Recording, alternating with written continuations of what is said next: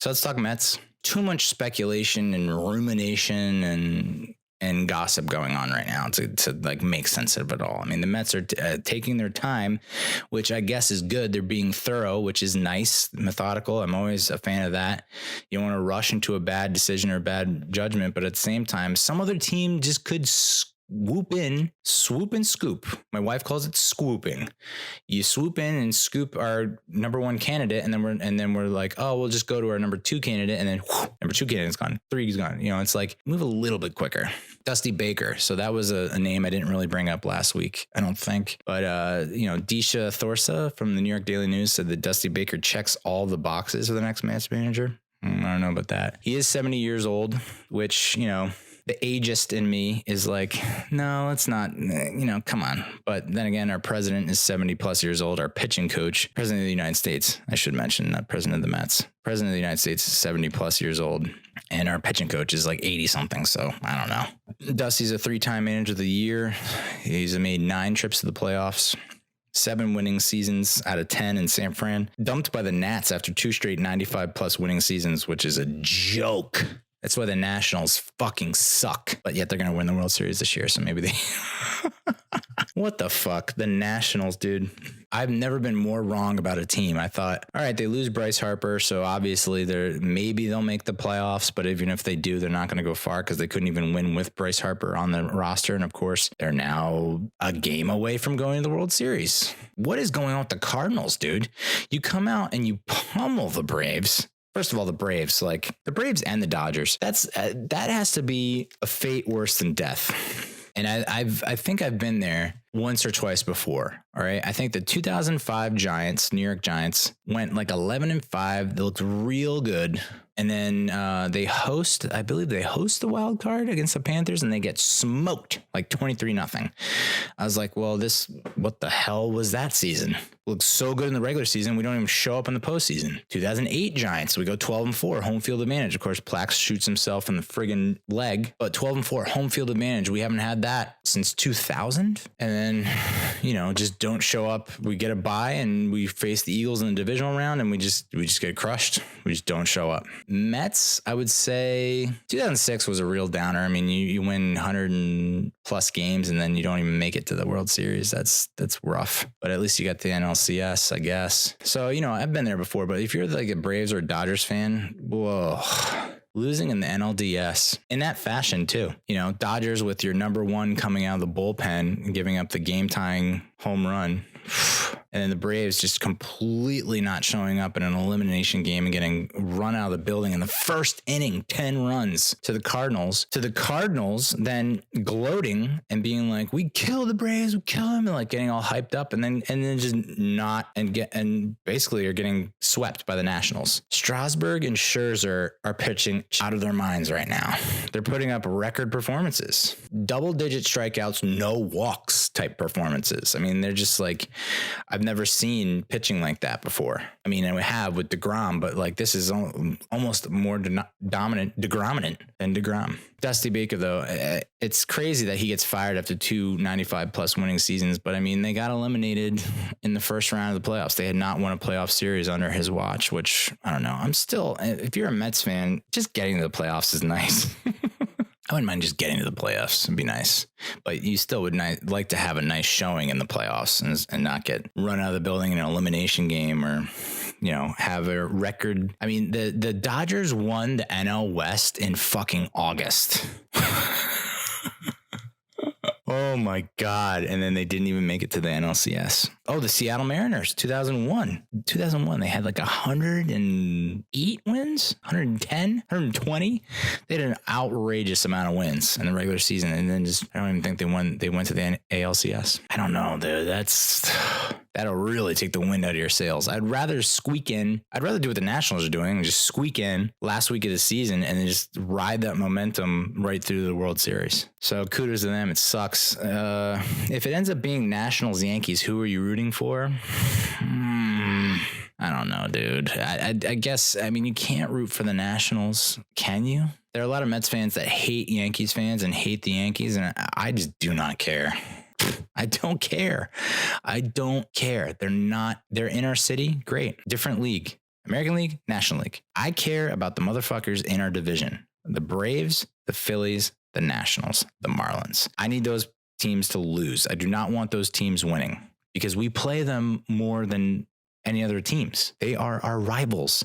Yes, the Yankees are our rival in the city, and it's nice to have a Subway Series and that rivalry and all that jazz. They have 27 championships. Have you heard? Not sure if you've heard because they only say it every other time they speak. So it's like, what's the difference between the Yankee fans saying, oh, we have 28 rings versus 27? It's like, it's an unfathomable number. The Mets have 2.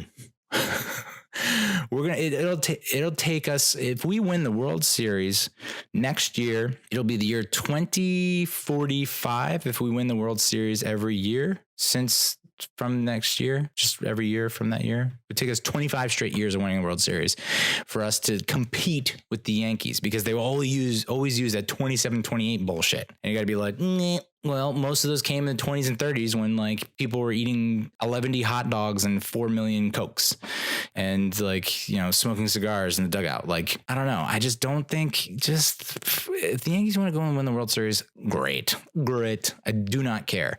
The Nationals going to the World Series and winning, that sucks because they're in our division. We have to face them more often. We have to face their quote unquote fans more often. They'll have that ammo in their back pocket every time we face them. World Series. You went, you couldn't win. We went and we won. To me, that gets under my skin more than a fucking Yankees fan who's like 28, dude, 28. And if you're a Red Sox fan, do you want the Yankees to go to the World Series? No. And win? It's like when the Phillies were playing the Yankees in the World Series in 2009, 10 years ago. I'm not cheering for the Phillies, dude. What, are you crazy? But Dusty Baker, back to the lecture at hand. So, yeah, I mean, Dusty, I don't know. I wouldn't mind that, I guess. If all else falls through, that's a good last resort to have. Another candidate, Luis Rojas, is the current quality control coach. So this is the guy I mentioned last week that I didn't know anything about. I did a little more research on this time. A 38-year-old with high baseball IQ, is the son of Felipe Alou, brother of Moises, and nephew of Matty and Jesus. So it's got that baseball royalty that everyone loves to jizz over. And then here's another update about Carlos Beltran. This motherfucker has gone from not being interested in it at all in the position to considering the position to now the Mets manager job is the only manager job he's considering.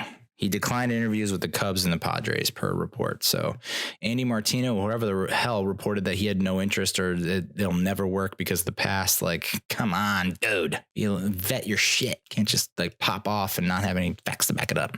That's my job. Beltran interviewed with the Mets on Thursday. He was serving as a special advisor to Brian Cashman after losing out the manager position to Aaron Boone. But, you know, good mentor, clubhouse leader, bilingual, which is huge these days. Maybe he can talk to Diaz and say, hey, man, what is your deal? Two other candidates that are really under the radar, dark horse candidates, Carlos Febles and Ron Roenicke. I mean, have harder to pronounce last names, guys. Two Red Sox coaches who are now in consideration because they have a connection with Allard Baird, who is a Mets executive now, came from Boston. Febles is the Red Sox third base coach and was a minor league manager for 6 seasons. Roenicke was Alex Cora's bench coach for last year's World Series team. He also managed the Brewers to the NLCS in 2011, and he was a top lieutenant for Mike Scioscia with the Angles. The obtuse Angles of Anaheim. Marcus Stroman is going to change his number out of respect to Jose Reyes.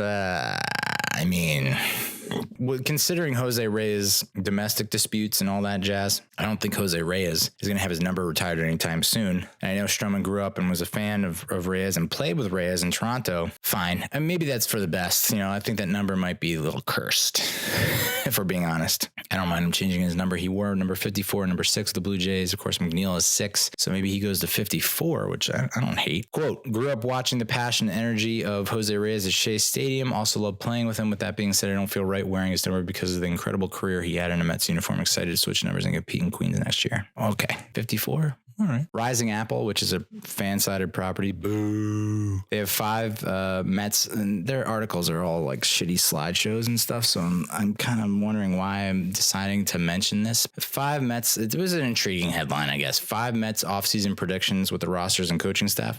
5 Mets offseason predictions. Mets trade JD Davis or Dominic Smith. I don't think they get rid of Dom because they still need depth behind Alonso. I mean, I know McNeil can play first, but I just don't think you can just run anyone out at first base. I don't know. It could end up costing you. Of course, it's like how Pete played basically almost every game this year. I think he did play every game. So it's like the opportunities will be rare to make a mistake, but at the same time, you don't want someone in there.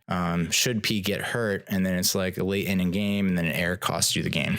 You need every win you can get. So Dom Smith probably doesn't get traded. And unfortunately, I think JD Davis is like the guy who's going to get traded only because of the salary situation. We're so tied to these guys that we signed a huge mega contract, so we cannot unload them, so we have forced to play them. Brody Van Wagenen, you done did it again. Number 2, Zack Wheeler signs with the Braves. I mean, how many times are we going to help out the Braves and the Nationals? We just keep allowing them to sign contributors. That's a fate worse than death. I've said that twice now, but it's just rings true. Zack Wheeler to the Braves, man. I cannot have that. We cannot have that. That's bad news. Just get him out of the division. That's your first priority, is to try and like convince someone else to in the American League to pick him up. Number 3, Joe McEwing will be the manager with the potential of Edgardo Alfonso down the line. I don't like that at all. I don't know. I don't know enough about McEwing as a manager or as a coach. Great utility player, but I don't know anything about him as a manager or coach. But off the bat, I'd have to say hard pass. That's a no. Edgardo Alfonso, I'm almost more open to for some weird reason, but I think I've heard more about his coaching thus far and how he's doing such a great job in the minors. So I'd rather have Alfonso over McEwing.